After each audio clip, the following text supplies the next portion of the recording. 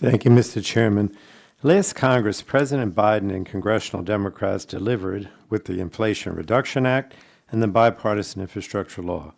These two laws include major investments that are helping us grow our economy, create millions of clean energy jobs, lower energy prices for Americans, bolster domestic manufacturing, and help us lead the global transition to a clean energy economy.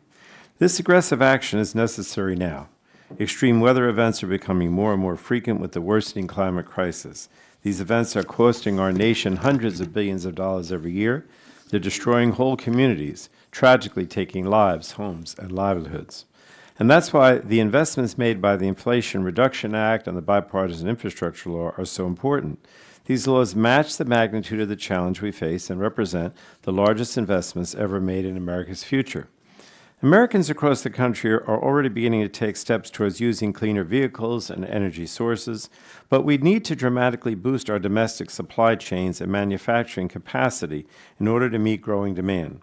For decades, we have become increasingly dependent on other nations, including China, for both raw materials and the component parts that go into solar panels, wind turbines, electric vehicles, and other energy resources. However, thanks to these two new laws, targeted programs at the Department of Energy and other federal agencies are fostering resilient supply chains and revitalizing domestic manufacturing. Companies have committed hundreds of billions of dollars to clean energy investments and have created more than 142,000 new clean energy jobs. And more commitments are constantly being made. Earlier this month, General Motors announced the second phase of a billion-dollar partnership aimed at rapidly increasing America's battery manufacturing. All of this is going to help us catch up to China, which has spent decades investing to dominate the global clean energy supply chain. As federal agencies continue implementing key programs, we're on track to build on these initial achievements. We can fight the worsening climate crisis and deliver economic prosperity for everyone by betting on American ingenuity and work ethic. And that's why I'm pleased we're hearing from DOE's Office of Manufacturing and Energy Supply Chains today about how their important work creates jobs and speeds up the clean energy transition. I also look forward to hearing about DOE's robust process for vetting grant applicants and ensuring effective oversight of awardees for the full duration of projects. These investments are going to make a big difference. It's interesting because for years, committee Republicans have voiced concerns that we're too reliant on overseas supply chains and manufacturers controlled by China, but they frankly opposed every Democratic effort to bring those jobs and supply chains back to the United States. When we had a hearing on this topic last month, it really sounded like some committee Republicans had given up on trying to challenge China's dominance. But we can't afford to quit.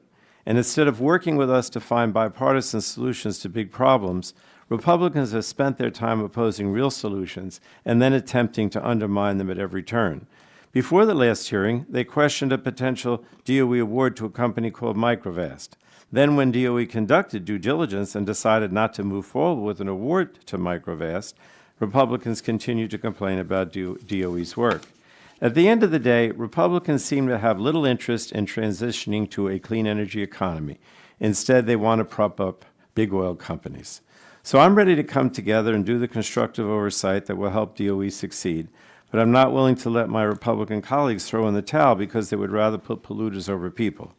Let's work together to realize the full potential of these laws so that federal investments can deliver lower energy prices, a clean future for our children, clean energy jobs across the country, and a domestic manufacturing base that will be the envy of the world. I think it's very possible if we work together on a bipartisan basis. And with that, Mr. Chairman, I yield back.